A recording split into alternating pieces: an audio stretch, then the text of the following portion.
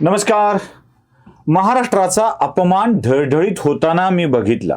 महाराष्ट्राचा झालेला अपमान म्हणजे जो तिथे झाला दिल्लीमध्ये, त्या अपमानाला ठळक प्रसिद्धी देऊन कौतुक करतानाही मी बघितलं. पण हा महाराष्ट्राचा अपमान झाला आहे असं कोणालाच कसं काय नाही वाटलं असा प्रश्न माझ्या समोर पडलाय. खरं तर अनेक वर्ष, अनेक दशकं भावी म्हणून स्वतःचं प्रोजेक्शन करणारे अजूनही भावीच उरलेत. न मिळणाऱ्या गोष्टीत तरी त्यांचं नाव यायला हवं होतं असं अपेक्षित होतं, पण नाही. म्हणजे ज्यांना देशाचं पंतप्रधान व्हायचं आहे त्यांना ग्रंथालय संघाच्या अध्यक्षपदावर समाधान मानावं लागतं, यापेक्षा दुर्दैवाची गोष्ट कोणती? चला जरा काय घडलंय नेमकं समजून घेऊया आणि तिथे महाराष्ट्राचा अपमान कसा हे जरा समजून घेऊ. वर्तमानपत्रात बातम्या आल्या, म्हणजे आम्हाला काही याबाबतची रीतसर माहिती नाहीये, बातम्या आल्या म्हणून कळलं. वर्तमानपत्रात बातम्या अशा आल्या की इंडी अलायन्सने आपला पंतप्रधान पदाचा उमेदवार म्हणून, चेहरा म्हणून मल्लिकार्जुन खरगे जे काँग्रेसचे अध्यक्ष आहेत त्यांची नियुक्ती केली. अर्थात ही नियुक्ती झालेली नाही आहे, अधिकृत घोषणा नाही आहे, तर सजेशन आहे. इंडीमधल्या 14-15 पक्षांनी मिळून हे सजेशन केलंय असंही सांगितलं गेलं. ममता बॅनर्जींनी नाव सुचवलं मल्लिकार्जुन खरगे यांचं आणि मग ते नाव पुढे आलं आणि मग त्याला बऱ्याच जणांनी मंजुरी दिली असं कळलं. या बातम्या वाचतो, टीव्हीवर बघतो, तेवढ्याच दुसऱ्या बातम्या धडकल्या की ममता बॅनर्जींनी, म्हणजे काँग्रेसकडूनचा अधिकृत खुलासा आला की ममता बॅनर्जींनी खरगे यांचं नाव सुचवलेलं नाही, तर ममता बॅनर्जींनी केवळ दलित पंतप्रधान असावा अशी भूमिका व्यक्त केली. मग दलित चेहरा मल्लिकार्जुन खरगे आहेत म्हणून त्या नावाची चर्चा झाली. काँग्रेसचा अधिकृत खुलासा लगेच आला. कारण मी विचारच करत होतो दोन मुद्द्यांचा. एक, गांधींची गरज संपली की काय? म्हणजे पंतप्रधान पदाचा चेहरा म्हणून राहुल गांधींचं नाव यायला पाहिजे होतं, सोनिया गांधींचं नाव यायला पाहिजे होतं, नाही जमलं तर प्रियंका गांधींचं नाव यायला पाहिजे होतं, काही नाही जमलं तर प्रियंका गांधी आणि रॉबर्ट वाड्रा यांच्या चिरंजीवांचं नाव पुढे यायला हवं होतं. त्यांचं वय फिट बसतंय की नाही मला माहीत नाही, पण नाव यायला हवं होतं. असं न होता थेट मल्लिकार्जुन खरगे यांचं नाव समोर येणं, म्हणजे जर खरंच ममता बॅनर्जींनी नाव सुचवलं असेल तर याच्या इतका मोठा बदला ममता बॅनर्जींनी कुणाचा घेतलेला नसावा. म्हणजे गांधींच्या उपस्थितीमध्ये काँग्रेस पक्षातला नेता म्हणून गांधींचं नाव न घेता अन्य कोणाचं तरी नाव पुढे यावं, याच्यापेक्षा दुसरा मोठा बदला कोणता? असा फटका याआधी पी.व्ही. नरसिंहराव यांच्या रूपाने बसलेला आहे गांधी परिवाराला. पी.व्हींची अवस्था गांधींनी काय केली हे जरा नीट बघून घ्या.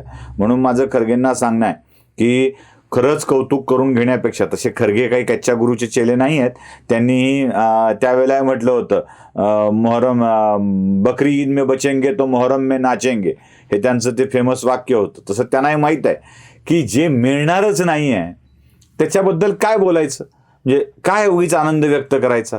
ते गाजर डोक्याला बांधावं आणि चालायला लावावं, गाजर खायला मिळणारच नाही, कारण काठीला बांधलेलं असल्यामुळं जेवढं पुढे जाल तेवढं गाजर पुढे येणार आहे. गाजर मिळेल या अपेक्षेनं ढोर मेहनत करण्यात काय अर्थ आहे हे खरगेंना चांगल्या पद्धतीनं ठाऊक आहे.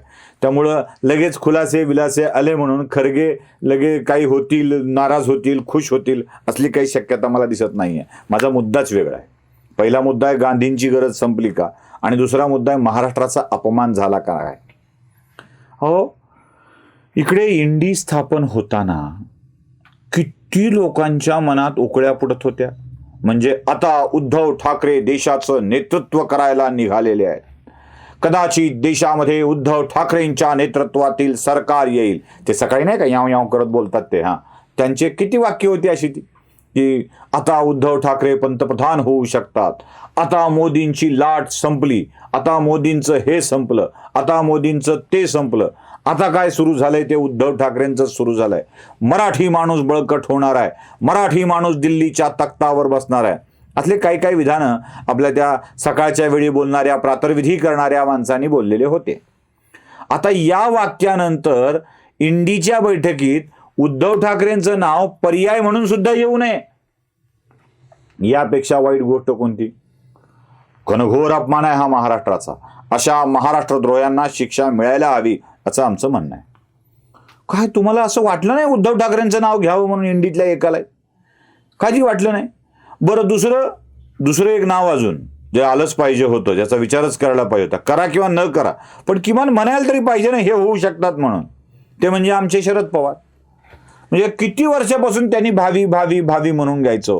म्हणजे पक्ष स्थापन केला, पुन्हा पक्षात विलीन झाले, पुन्हा पक्ष स्थापन केला, कधी संताप काँग्रेस तर कधी यस काँग्रेस, काय काय स्थापन नाही केलं त्यांनी. आणि कायम एकच वाक्य आम्ही ऐकतो, हिमालयाच्या मदतीला सह्याद्री धावला, हिमालयाच्या मदतीला सह्याद्री धावला. कधीतरी हिमालय सह्याद्रीच्या मदतीला धावणार आहे की नाही? यावेळी सुद्धा पश्चिम बंगालच्या नेत्यांनी शरद पवारांचं नाव घेतलं असतं तर जास्त बरं झालं असतं.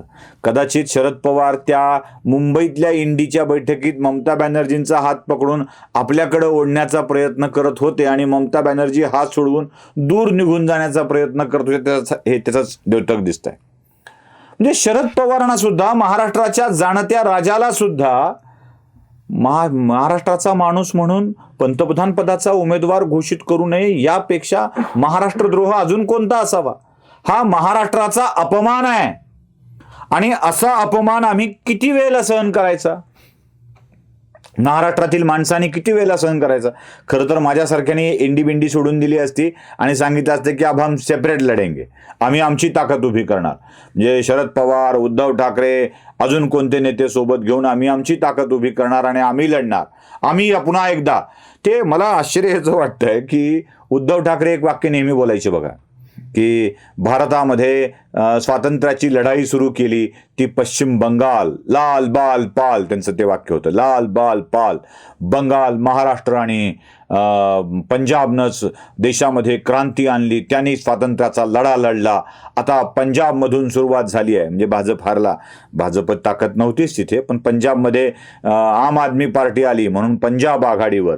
बंगालमध्ये भाजपला सत्तेत येऊ दिलं नाही म्हणून ममता, आणि महाराष्ट्रात यांनी भाजपची पाचर मारून ठेवली होती सत्तेमध्ये येण्याची म्हणून हे असे लाल बाल पाल, हे असं म्हणून स्वतःची लाल करून घेत होते.